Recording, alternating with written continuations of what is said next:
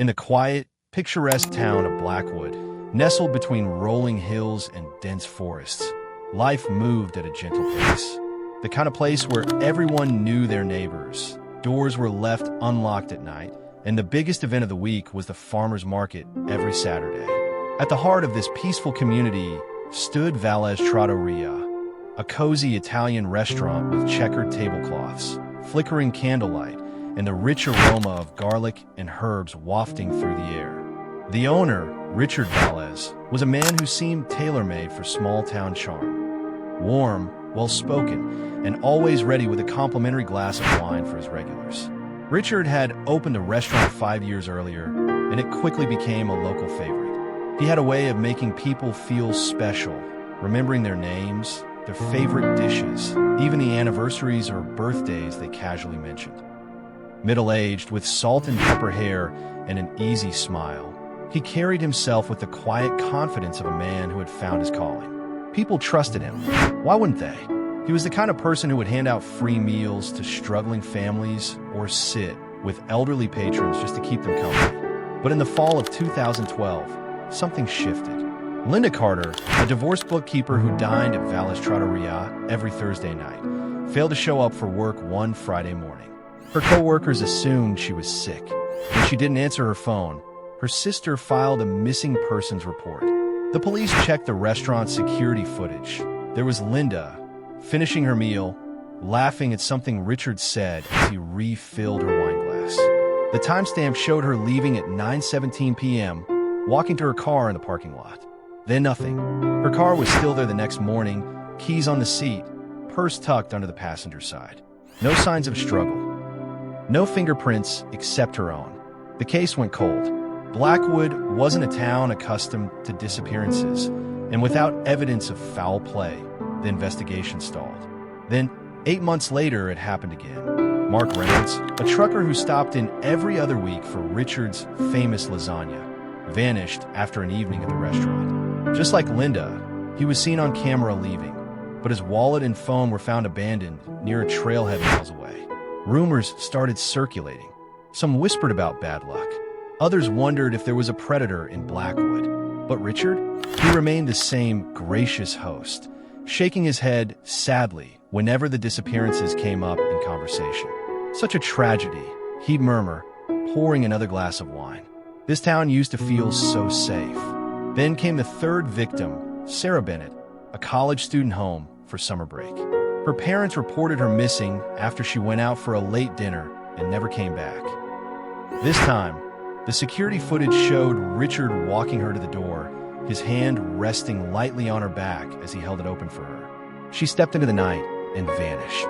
3 people, all last seen at Valle's Trattoria, all gone without a trace.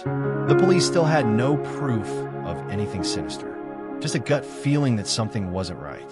And by the time they realized the truth, it would already be too late for some. Because Richard Valles wasn't just a friendly restaurateur. The forest surrounding Blackwood had always been a place of quiet beauty, thick with towering pines, their needles muffling footsteps into whispers.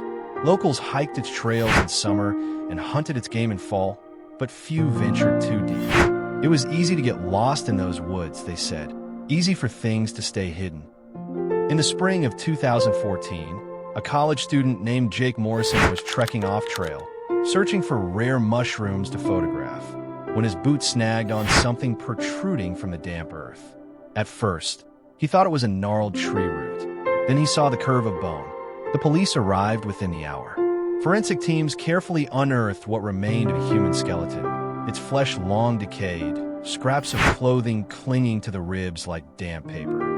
A tarnished silver necklace lay against the vertebrae, a small heart pendant, engraved with the initials LC. Detectives didn't need dental records to confirm it. Linda Carter had been found. The medical examiner's report contained details that turned stomachs. Ligature marks on the wrists suggested she'd been restrained. Fractures in the hyoid bone pointed to strangulation. But the most unsettling discovery came from the toxicology screen. Traces of a paralytic drug, along with something else. An enzyme found in black truffles, the kind used exclusively in Richard Valles' signature dishes. A search dog team, swept the surrounding area. 2 more shallow graves were discovered within half a mile. Mark Reynolds' body was identified by the steel-toed boots he always wore. Sarah Bennett's remains still had patches of auburn hair clinging to the skull. Like Linda, both showed signs of prolonged captivity before death. And all 3 victims' stomach contents contained remnants of the same rare truffle oil Richard imported from Italy. The morning after the discoveries, detectives descended on Valles Trattoria with a search warrant. Richard stood calmly near the bar, watching as officers tore through his kitchen. They found nothing unusual until someone noticed the floor plans didn't match the building's dimensions. A hidden door behind the walk-in freezer led to a narrow staircase. The air grew colder with each step down. At the bottom stood a locked meat locker, its heavy door sealed with an industrial latch. When the detectives pried it open, the stench of antiseptic and spoiled meat rolled out in a visible cloud. Inside, the walls were lined with stainless steel tables, their surfaces scarred with knife marks. Blood drains dotted the floor. A collection of surgical tools lay neatly arranged on a tray, their edges gleaming under the flickering fluorescent light. But what made one detective vomit into his gloves were the Polaroids taped to the far wall. Dozens of them, each showing a different victim propped upright at a candlelit table, their glazed eyes staring at an empty chair across from them. The photos were dated. The most recent was taken just 3 weeks earlier. Back at the station, the lead investigator stared at the evidence board, a cold realization settling in. They'd found 3 bodies. Richard's photos showed at least 12 different victims. The forensic anthropologist's report landed on Detective Morales' desk with damning clarity. The bite marks on the victims' bones weren't from animals. The spacing and dental patterns matched human teeth. Even more disturbing, the striations showed signs of careful, deliberate chewing, as if the flesh had been methodically removed rather than torn away. When the lab compared the marks to Richard's dental impressions, they matched perfectly. Back at the restaurant's hidden basement, crime scene technicians made another chilling discovery. A commercial meat grinder tucked in the corner, its blades still flecked with dried tissue. Samples sent for DNA testing confirmed the unthinkable. Some of the specialty sausages served as weekly specials contained traces of human genetic material. Regular customers later recalled Richard's particular enthusiasm whenever they ordered those dishes, his eyes lingering just a second too long as they took each bite. A search of Richard's apartment above the restaurant revealed a leather-bound notebook hidden beneath a floorboard. The pages contained meticulous recipes, each with coded ingredients like prime cut and aged stock. Cross-referencing the dates with missing persons reports showed a pattern. Every disappearance coincided with a new recipe entry. The final page contained a shopping list that made detectives physically recoil. Need more rosemary. Time running low. Left femur too sinewy. Try younger cut next time. Former employees began coming forward with stories that took on new horror in light of the discoveries. The dishwasher recalled a night when Richard sent everyone home early, claiming he needed to break down a special order. The next morning, the walk-in smelled strongly of bleach. A waitress remembered finding the chef's personal knife roll unattended, the blade suspiciously stained even after washing. Most damning was the sous chef who quit after witnessing Richard carefully packaging what appeared to be raw meat into unlabeled containers, which he then stored in his personal freezer rather than a restaurant supply. Forensic accountants uncovered financial irregularities that painted an even darker picture. Richard had been withdrawing large cash sums every few months, always the day after a disappearance. But more telling were his grocery receipts, which showed purchases of far less meat than the restaurant's inventory required. The math was impossible to ignore. Valles Trattoria had been serving about 30% more house-made protein than Richard had ever actually bought from suppliers. As investigators pieced together the timeline, a horrifying modus operandi emerged. Richard would identify lonely patrons, divorcees, widowers, traveling salesmen, people whose absence might not raise immediate alarms. After weeks of friendly conversation, he'd invite them for a private tasting after hours. The security footage always showed them leaving, but detectives now realized Richard must have drugged them, then somehow smuggled them back inside. The leftovers found in the forest were just discards, the parts even a cannibal wouldn't eat. The final piece fell into place when a cold case detective recognized one of the Polaroid victims, a hitchhiker who disappeared from a nearby highway rest stop in 2009, 2 years before Richard even opened his restaurant. This wasn't a recent compulsion. The butcher of Blackwood had been perfecting his craft for much longer than anyone suspected. The leather-bound journal found beneath Richard's floorboards contained more than recipes. It was a meticulously kept log of his dark obsession. Each entry began like a sommelier's tasting notes, describing his victims with the clinical detachment of a food critic. Subject number 8. Female, early 40s. Marbled fat content ideal for braising.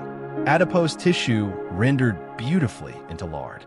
Left tibia too fibrous, better suited for stock.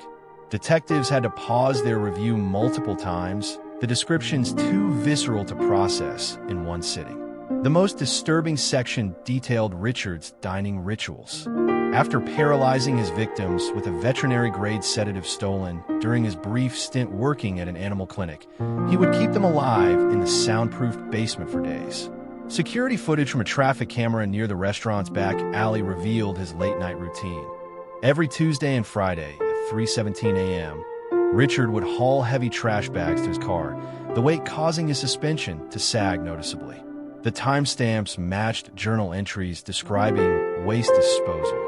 Forensic analysis of the restaurant's plumbing uncovered traces of human proteins in the grease trap, not just from blood, but from dissolved soft tissue.